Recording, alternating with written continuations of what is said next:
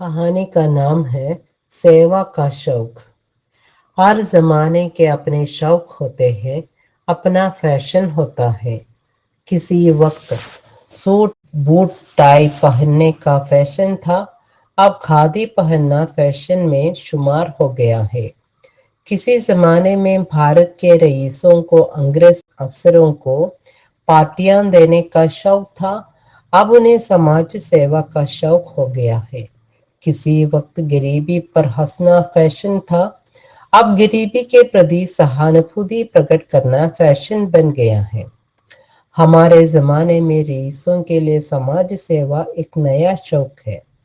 और इत्र फुलेल से महकते, रंग बिरंगे कपड़ों में चमकते, शौकीन खुशहाल लोग फुर्सत निकाल कर सिनेमा देख आते हैं और समाज सेवा कर लेते हैं।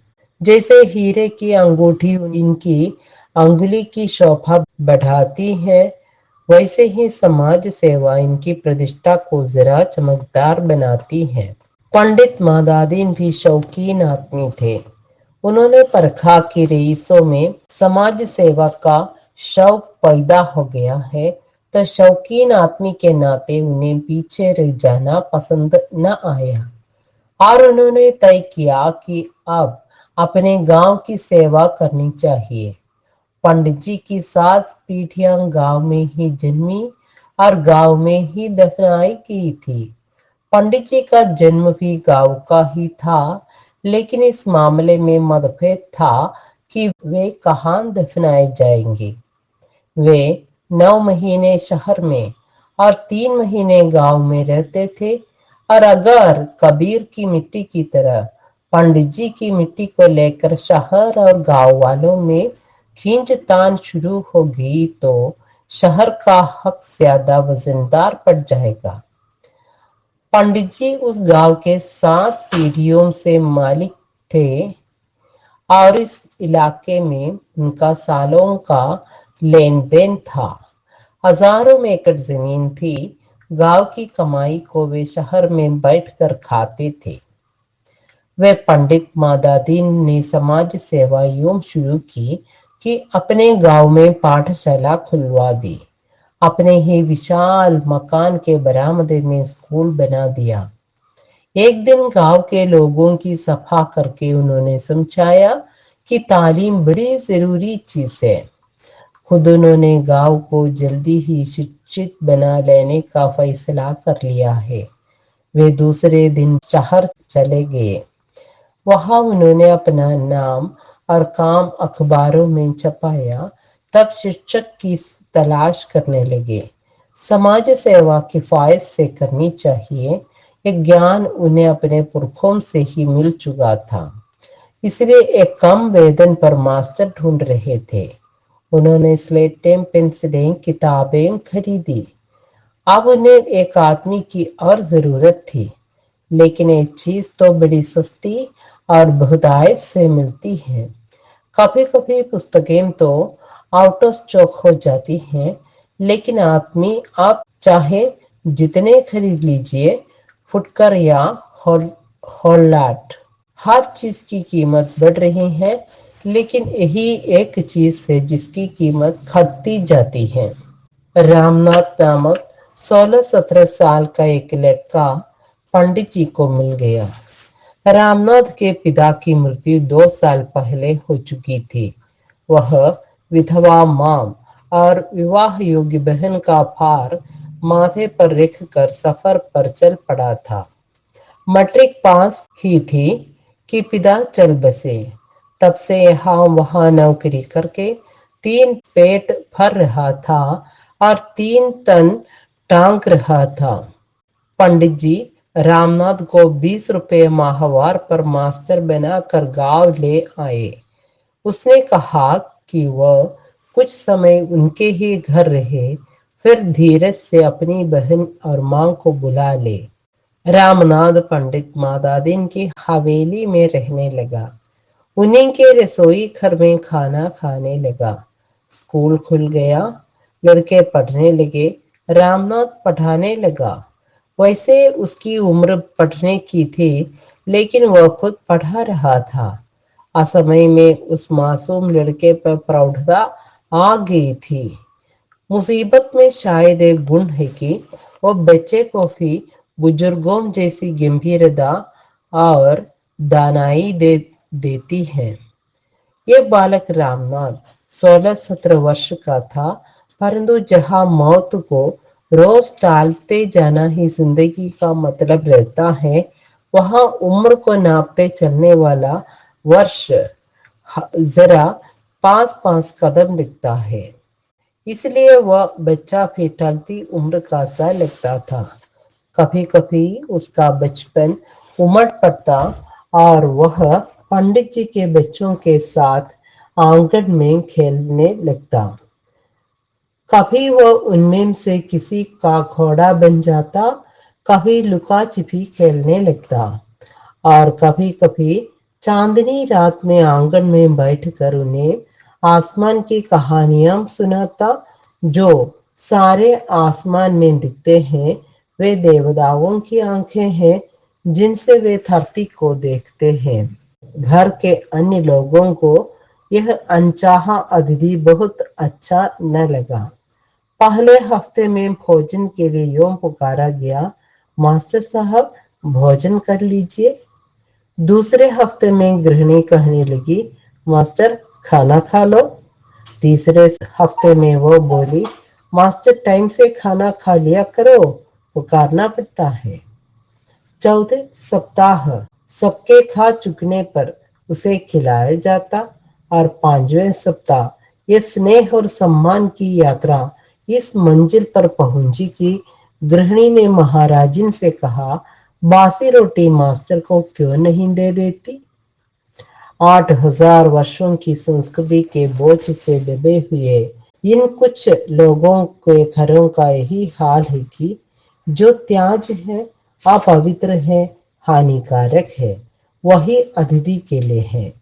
बाजार में पूजा की सड़ी गली छोटी और सस्ती सुपारी खाने की सुपारी से जो अलग मिलती है, उसके पीछे यही फिलोसफी तो आधार रूप है कि सड़ा गला जो है वह धर्म और परमार्थ के लिए है। पूजा की सुपारी वो सड़ी सुपारी है जो खाने के काम न आ सके। खैर रामनाथ अतिथि के और बिगड़ने के पहले ही अपनी बहन और माता को ले आया। एक छोटे से घर में वे तीनों प्राणी रहने लगे। अब रामनाथ की मनोदशा और भी बिगड़ गई। गरीब आदमी के घर में कला और संस्कृति की बातें नहीं होती। भूखे की कला संस्कृति और दर्शन पेट के बाहर कहीं नहीं होते। रामनाथ जब घर आता तो माता अपना दुखड़ा रोती। कभी देखता बहन के पास साड़ी नहीं है, फिर माँ बेटे में उस लड़की की शादी की समस्या पर चर्चा होती। रोना रोते रोते तीनों प्राणी सो जाते। सवेरे फिर रामनाथ मां को देखता और बहन को देखता और उसके माथे में शूल चुभने लगता। कुछ खा पी कर पढ़ाने चला जाता तो वहां भी चिंता उसके मन से निकलती नहीं। दर्द अगर तनिक देर को आंखों में आए तो हर्ष की फुहार उसकी खरोंच को धोकर साफ कर देती है। लेकिन जहां वर्षों से दर्द आकर बस ही गया हो, उन आंखों का रंग ही बदल जाता है। उनसे दर्द जैसे उमड़ता रहता है। ऐसा ही सुख था इस रामनाथ का। ऐसा ही वे आंखें थी जो मानो स्वयं ही इस दर्द से भयभीत हो भीतर खुसती जाती थी। और एक दिन शाम को पंडित जी के बच्चों में खबर फैल गई कि कल शाम को मामा आने वाले हैं।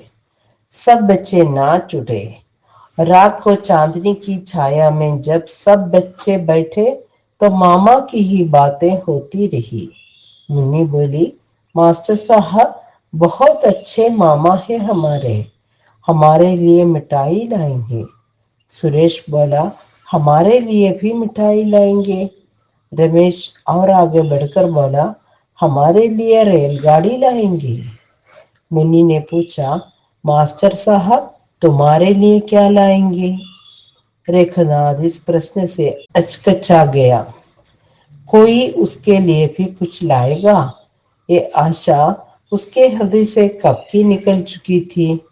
इस बच्ची ने उसे जगा दिया। रामनाथ को लगा कि सचमुच मामा उसी के आ रहे हैं और उसने एक क्षण में तय कर लिया कि उसे क्या चाहिए। वो बोला, रुपया लाएंगे। बच्चे इस उत्तर से कुछ विशेष प्रसन्न हुए। वे उम्मीद कर रहे थे कि वे हवाई जहाज जैसी किसी चीज का नाम लेंगे, पर वे तो बहुत मामूली चीज चाहते हैं। दूसरे दिन पंडित जी के साले आए। उनका नाम डॉक्टर योगेंद्र नाथ था। वे यूरोप के कई देश घूम चुके थे। अमेरिका से एक तो डॉक्टर की डिग्री ले आए थे और एक मैप लाए थे। लेकिन एक आदमी के पास डिग्रियां चाहे दो चार रह ले, पर स्त्री दो नहीं रह सकती। सो एक को जाना ही था। और गोरी बीवी के सामने काली बीवी टिक नहीं सकती। वो 20 बिस्वा के कानिकुब्ज की कन्या अपने मायके चली गई, पर उसके ही भाग्य से साल भर बाद ही विलायती बीबी की मृत्यु हो गई और वह फिर बुलाएगी। डॉक्टर साहब बड़े प्रसिद्ध शिक्षा मंत्री थे। वे आगरा के टीचर्स ट्रेनिंग कॉलेज के प्रिंसिपल थे। दूसरे दिन जब रामनाथ पढ़ाने आने लगा, तब माँ ने उसे पुकार कर कहा, बेटा पंडित जी से कुछ रुपए मांग लाना। आज बिल्कुल आटा नहीं बचा, दाल भी नहीं है। 10-5 रुपये पेशगी ले आना, अगले माह में काट लेंगे। रामनाथ ने कहा, माँ मुझसे न मांगा जाएगा, उनके यहाँ मेहमान आए हैं। माँ बोली, अरे तू तो पगला है, एक तरफ बुलाकर धीरे से कह देना, जरूर ले आना मेरे बेटा, नहीं तो देख बड़ी अड़चन पड़ेगी। और सुन रे रामदास, अगर हम लोग इस कमला की शादी करने लगे तो थोड़ी मदद तेरे ये पंडित जी कर देंगे देंगे ना। थोड़ा थोड़ा अनाज गाँव वालों से ले लेंगे, इतने में निबट जाएगी। इस लड़की का ठिकाना पड़ जाए तो मेरी छाती का बोझा उतर आए। ऐसे ही वह दुखियारी माँ करती रही, पर रामनाथ कुछ सुनकर कुछ अनसुनी करके चल दिया। इधर डॉक्टर साहब को जब मालूम हुआ कि पंडित जी ने एक ग्रामीण पाठशाला खोल रखी है, तो एक शिक्षा शास्त्री के नाते उसमें दिलचस्पी लेना उन्होंने अपना फर्ज समझा। वे पंडित जी के साथ बरामदे में आकर खड़े हो गए। थोड़ी देर तक देखते रहे, फिर बैठक में जाकर मादादीन से बोले, जैसी आपकी पाठशाला है वैसी अगर सारे देश में हो जाए तो ये देश बहुत जल्दी बर्बाद हो जाए। पंडित मादादीन को एक धक्का सा लगा, पूछने लगे, तो क्या बात होगी ऐसी? भाषण की शैली में डॉक्टर साहब बोले, आपका मास्टर बिल्कुल बेकाम है। देखते नहीं कैसा मनहूस सा पढ़ाता है, कितना निर्जीव है। जेम्स एडम्स ने कहा है कि शिक्षक को हंसते हंसते खुशी खुशी पढ़ाना चाहिए, और रूसो का कहना है कि जो शिक्षक हंसते हुए नहीं पढ़ाता उसके विद्यार्थी हीनता की भावना वाले, चरित्रहीन और निराशावादी होते हैं। सब विचारकों का मत है ये मास्टर तो बिल्कुल काबिल नहीं है, उनको कहो कि वो हंसते हुए पढ़ाए। पंडित जी को शिक्षा शास्त्री की बात ठीक लगी। उन्होंने रामनाथ को बुलाया। उस समय वह सोच रहा था कि कब और कहाँ में एकांत में पंडित जी को बुलाकर पैसे मांगेगा। रामनाथ से पंडित जी ने कहा, देखिए मास्टर साहब, डॉक्टर साहब का कहना है कि आपका पढ़ाने का ढंग गलत है। आप जानते हैं मैं इसे एक आदर्श पाठशाला बनाना चाहता हूँ। डॉक्टर साहब का कहना है कि आप हंसते हुए पढ़ाया करिए। फिर डॉक्टर साहब ने भी उसे एक लंबा भाषण दिया।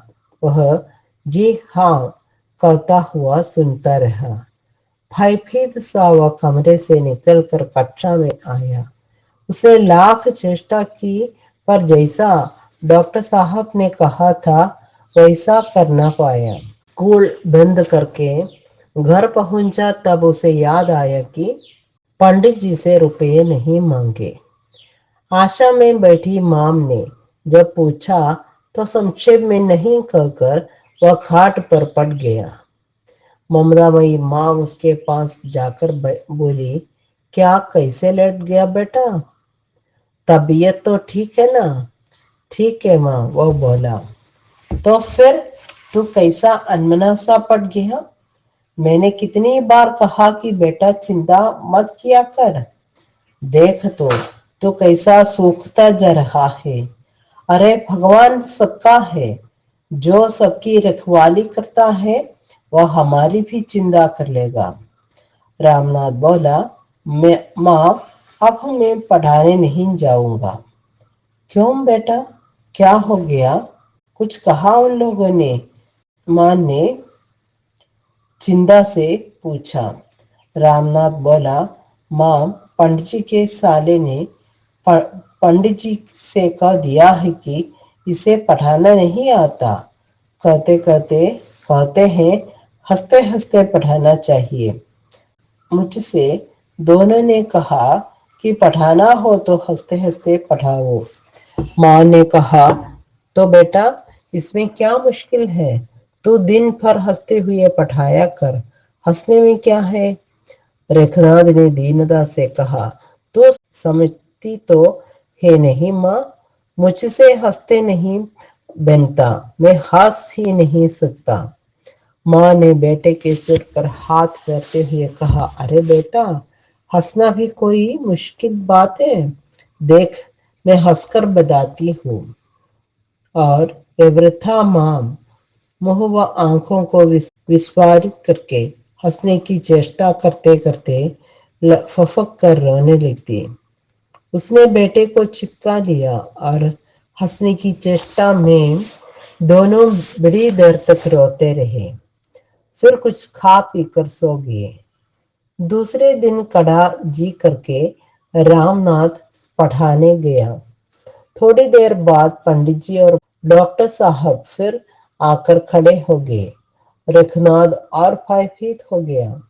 पंडित जी ने कहा, मास्टर साहब आप कल की बात भूल गए। डॉक्टर साहब ने कहा था ना कि आप हंसकर पढ़ाया करिए। रामनाथ ने जी हाँ कहा और काम में लग गया। पर वह कहाँ से भाग जाना चाहता था। हंसी कोई ओंठों और मुंह की प्रक्रिया होती तो वह हंस देता। पंडित जी ने जब देखा कि मास्टर साहब अभी भी ठीक रीति से नहीं पढ़ा रहे हैं, जो जरा रोश में आकर बोले हैं, आप ही अजीब है, सुनती रोनी सूरत बनाए हैं, आपको हंसने में भी शर्म आती है। रामनाथ के अब बर्दाश्त न हो सका। उसके सब्र का बांध टूट गया था और वह रो रहा।